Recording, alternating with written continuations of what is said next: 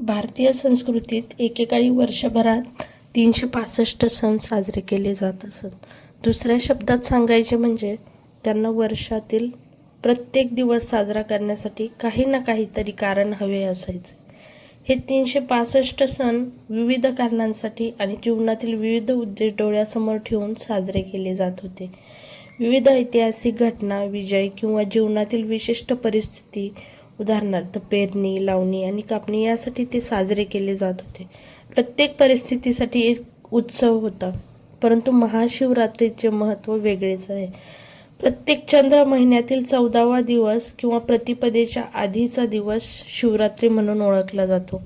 वर्षभर येणाऱ्या 12 शिवरात्रींमध्ये फेब्रुवारी-मार्चमध्ये येणाऱ्या महाशिवरात्रीला सर्वात अधिक आध्यात्मिक महत्त्व आहे. या रात्री पृथ्वीच्या उत्तर गोलार्धाची स्थिती अशी असते की मनुष्यात नैसर्गिक ऊर्जेचा उद्रेक होतो.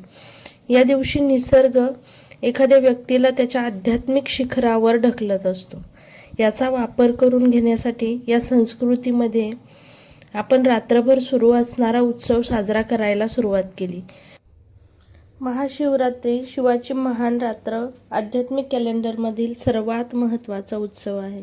प्रत्येक चांद्रमासातील 14वा दिवस किंवा अमावस्येच्या आधीचा दिवस शिवरात्री म्हणून ओळखला जातो.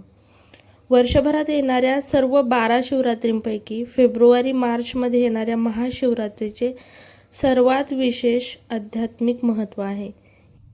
या रात्री पृथ्वीचा उत्तर गोलार्धाची स्थिती अशा प्रकारे असते की मानवामध्ये नैसर्गिकरित्या ऊर्जेचे एक उधाण निर्माण होते. हा असा दिवस असतो जेव्हा निसर्ग एखाद्याला त्याच्या आध्यात्मिक शिखराकडे ढकलत असतो. याचाच उपयोग करून घेण्यासाठी या परंपरेत आपण एक विशिष्ट सण स्थापित केला जो रात्रभर चालतो. या नैसर्गिक ऊर्जेची वाढ होऊ देण्यासाठी रात्रभर चालणाऱ्या या उत्सवाचा एक मूलभूत उद्देश म्हणजे तुम्ही रात्रभर तुमच्या पाठीचा कणा सरळ ठेवून जागे राहणे. सनातन परंपरेमध्ये शिवपूजनासाठी महाशिवरात्रीचा उत्सव अतिशय महत्त्वाचा मानला जातो. मान्यतेनुसार याच पवित्र तिथीला भगवान शिव आणि माता पार्वती यांचा विवाह झाला होता.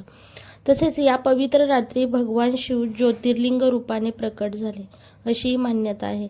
भगवान शिवशंकराची कृपा प्राप्त करून देणाऱ्या महाशिवरात्रीचा उत्सव यंदा कधी आहे?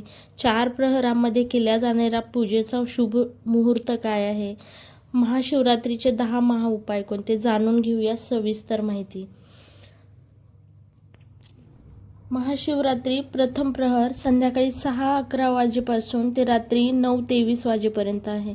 द्वितीय प्रहर रात्री 9:23 वाजेपासून ते उत्तर रात्री 12:35 वाजेपर्यंत आहे. तृतीय प्रहर उत्तर रात्री 12:35 वाजेपासून ते पहाटे 3:47 वाजेपर्यंत आहे. चतुर्थ प्रहर पहाटे 3:47 वाजेपासून ते सकाळी 6:59 वाजेपर्यंत आहे. व्रतपारण शुभ मुहूर्त 16 फेब्रुवारी रोजी सकाळी 6:59 वाजेपासून ते दुपारी 3:24 वाजेपर्यंत आहे.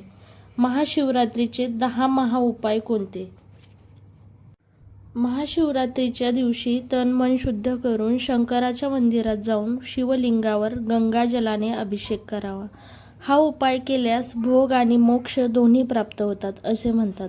भाविकाने पांढऱ्या रंगाचे वस्त्र परिधान करून शिवसाधना करावी. शक्य असल्यास शिवपूजेवेळी शिवलिंगावर रुद्राभिषेक करावा. हिंदू मान्यतेनुसार महाशिवरात्रीला भगवान शिवांना दूध अर्पण केल्यास ते लवकर प्रसन्न होतात. शक्य असल्यास गाईच्या दुधाने शिवलिंगावर अभिषेक करावा. भगवान भोलेनाथांच्या पूजेत पांढरे चंदन आणि भस्म अर्पण करण्याचे विशेष महत्त्व आहे. शिवलिंगावर पांढऱ्या चंदनाने किंवा भस्माने त्रिपुंड अर्पण करावे आणि नंतर प्रसाद म्हणून तोच तिलक स्वतःच्या कपाळावरही लावावा. मान्यतेनुसार पूजेमध्ये रुद्राक्ष अर्पण केल्यास महादेव लवकर प्रसन्न होतात आणि चांगला आशीर्वादही मिळतो. म्हणूनच भाविकांनी महाशिवरात्रीला विशेष स्वरूपात शंकराला रुद्राक्ष अर्पण करावे. त्यानंतर प्रसाद म्हणून लाल किंवा पांढऱ्या रंगाच्या धाग्यामध्ये ओवून ते गळ्यात किंवा मनगटावर बांधावे. शंकराच्या मंदिरात जाणं शक्य नसेल तर घरातील शिवलिंगाची विधिवत पूजा आणि अभिषेक करावा. जन्मकुंडलीत राहू केतू दोष असल्यास कुश आणि दुर्वाचे पाणी शिवलिंगावर अर्पण करावे. त्यानंतर 21 पांढरी फुले अर्पण करावीत. भगवान शंकराची पूजा पूर्ण श्रद्धा, भक्ती आणि समर्पणाने करावी. पूजेदरम्यान क्रोध किंवा नकारात्मक भावना मनात ठेवू नये. आर्थिक अडचणींमुळे त्रस्त असल्यास स्फटिकाच्या शिवलिंगाची विधिवत पूजा करून गाईच्या कच्च्या दुधाने रुद्राभिषेक करावा. यामुळे सुखसमृद्धी प्राप्त होते. महाशिवरात्रीच्या दिवशी शंकराचा आशीर्वाद मिळावा किंवा एखाद्या विशिष्ट कार्यात यश मिळण्यासाठी विद्वान पंडितामार्फत पारद शिवलिंगाची पूजा आणि रुद्राभिषेक करावा. पूजेसाठी आवश्यक 15 गोष्टी आपण जाणून घेऊयात. पाण्याचा कलश, चंदन, अक्षता, अबीर, गुलाल, दूध, फुले, बिल्वपत्र, अगरबत्ती, दिवा, पंचामृताची वाटी, कापूर, मिठाई, नारळ आणि जानवं. दिवा आणि अगरबत्ती लावा. हातात पाणी घेऊन पूजा करण्याचा संकल्प करा. शिवलिंगावर जल, दूध आणि पंचामृत अर्पण करा. चंदन लावा आणि अक्षता, फुले, बिल्वपत्र आणि जानवे अर्पण करा. लाल धागा अर्पण करा आणि फळे आणि मिठाईचा नैवेद्य दाखवा. दक्षिणा, नारळ अर्पण करून आरती करा.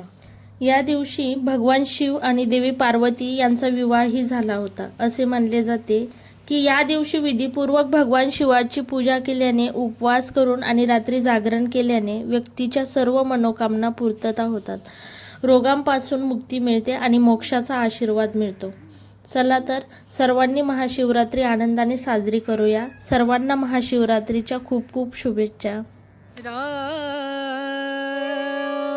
नाम